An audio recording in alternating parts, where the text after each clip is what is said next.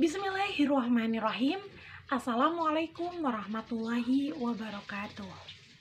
Perkenalkan, nama saya Janatul Fitrah dengan NIM J1B020042. Prodi Teknik Pertanian, kelas genap, Fakultas Teknologi Pangan dan Agroindustri, Universitas Mataram. Di pembuatan video kali ini, saya akan menjelaskan atau mempresentasikan hasil kerja saya mengenai contoh penerapan sistem dalam bidang teknik pertanian. Langsung saja ke materinya. Contoh pertama yang saya ambil adalah hand traktor. Hand traktor merupakan salah satu jenis traktor yang berfungsi untuk membajak atau mengolah tanah. Traktor tangan adalah sumber penggerak dari implemen atau peralatan pertanian. Biasanya, traktor tangan digunakan untuk mengolah tanah. Namun, sebenarnya traktor tangan ini merupakan mesin yang serbaguna karena dapat digunakan untuk tenaga penggerak implemen yang lain, seperti pompa air, alat processing, trailer, dan lain-lain.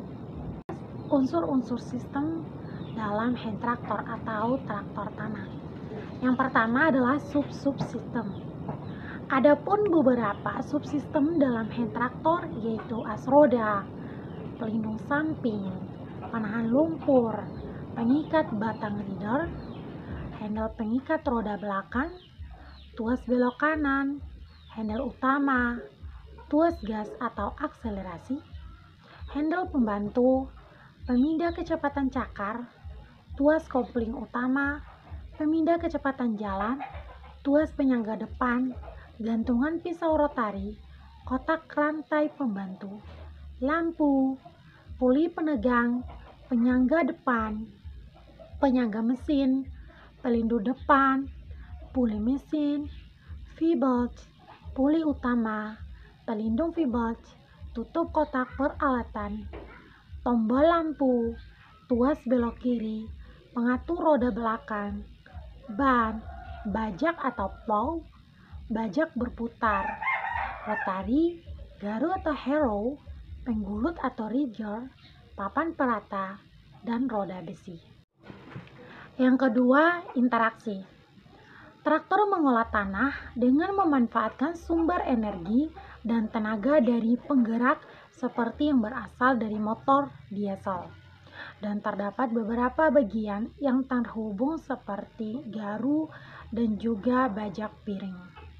Tenaga penggerak menggunakan internal combustion engineering, yaitu motor bensin campur tenaga penggerak untuk menggerakkan atau menarik peralatan pengolah tanah. Gigi memindahkan tenaga atau putaran dari motor ke bagian garis miring alat-alat lain yang bergerak. Putaran gigi dapat diubah dengan menggunakan kopling dan perubahan putaran atau gas dan lain-lain. Roda besi mengolah tanah di tanah persawahan lahan. Untuk tanah yang lebih lunak lagi, menggunakan roda besi aping atau floating wheel yang diameternya lebih besar. Alat kontrol yang dipasang pada traktor seperti alat untuk menghidupkan, mematikan motor, mengubah putaran motor, mengubah gigi, dan lain-lain. Unit untuk keselamatan kerja. Unit ini biasanya merupakan rangkaian dari kopling. Selanjutnya yang ketiga adalah lingkungan. Lingkungannya adalah bensin sebagai bahan bakar, air untuk pendingin, operator yang mengendalikan traktor dan lahan atau sawah sebagai objek bekerjanya traktor. Selanjutnya yang keempat adalah tujuan. Tujuan dari mesin ini yang pertama untuk mempercepat waktu pengolahan sawah. Yang kedua untuk memudahkan pekerjaan petani dalam mengolah tanah. Yang ketiga untuk menghasilkan tanah lebih baik daripada cara tradisional yaitu mencangkul. Yang keempat menghasilkan panen yang lebih bermutu. Contoh kedua yang saya ambil adalah thresher. Thresher ini merupakan alat atau mesin untuk merontokkan padi menjadi gabah. Alat ini merupakan alat bantu bagi tenaga kerja untuk memisahkan gabah dengan jarannya. Sehingga penggunaan pada tracer menjadi satu kesatuan dengan tenaga kerja panen. Selanjutnya, unsur-unsur sistem. Yang pertama, sub-subsistem. Adapun beberapa sub-subsistem dalam tracer, yaitu hopper, upper concave, drum atau silinder, gigi atau jari perontok gabah, handle atau tempat tangan, poros kipas atau blower, rumah atau kerangka perontok gabah, valve, penutup samping, mesin, pedal atau papan injak, roda transportasi, rantai transmisi, dan gigi sprocket sebagai transmisi. Selanjutnya yang kedua adalah interaksi. Power tracer dilengkapi dengan hopper, tempat memasukkan tangkai padi, drum perontok padi yang akan merontokkan padi dari tangkainya. Selanjutnya, belt transmisi, blower atau kipas, rumah atau kerangka perontok, motor penggerak diesel, berbahan bakar bensin, dan yang terakhir roda untuk mobilitas. Spesifikasi teknis dari mesin ini yaitu motor penggerak dengan model silinder 4 langkah berbahan bakar solar atau diesel. Daya atau putaran dari motor atau diesel ini berkecepatan 6-8 HP atau 220-2400 rpm. Mesin ini dilengkapi dengan sistem pendingin mesin berupa radiator. Sistem komprehensi yang dipakai yaitu direct injection. Unit mesin perontok padi mempunyai dimensi panjang 1500 sampai 1800 mm.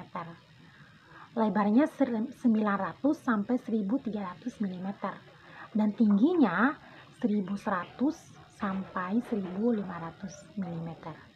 Sedangkan berat alat atau mesin tanpa menggunakan mesin yaitu maksimum 100 kg. Untuk bahan konstruksi atau pembuat dari mesin ini disisiku 40 x 40 mm dengan tebal 3 mm untuk rangka, plat baja tebal minimum 1,0 mm untuk dinding alat, plat baja setebal minimal 2,0 mm.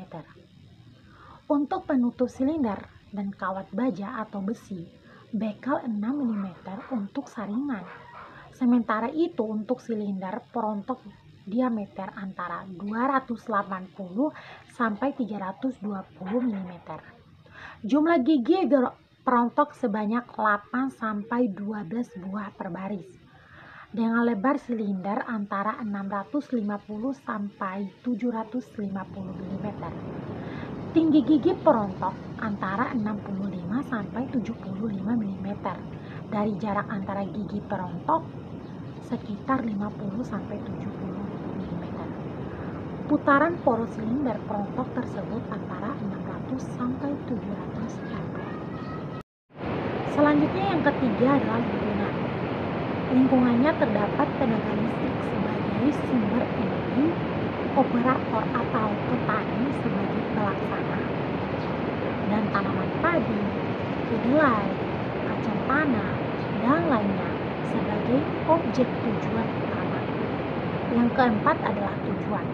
Tujuan dari mesin ini yang pertama untuk merontokkan padi menjadi gabah atau memisahkan biji padi dari malainya atau gabah dengan jeraminya. Yang kedua untuk mengurangi kehilangan gabah saat perontokan. Yang ketiga untuk mengurangi kerusakan atau pecah pada butir gabah. Yang keempat, untuk mempercepat waktu proses perontokan gabah.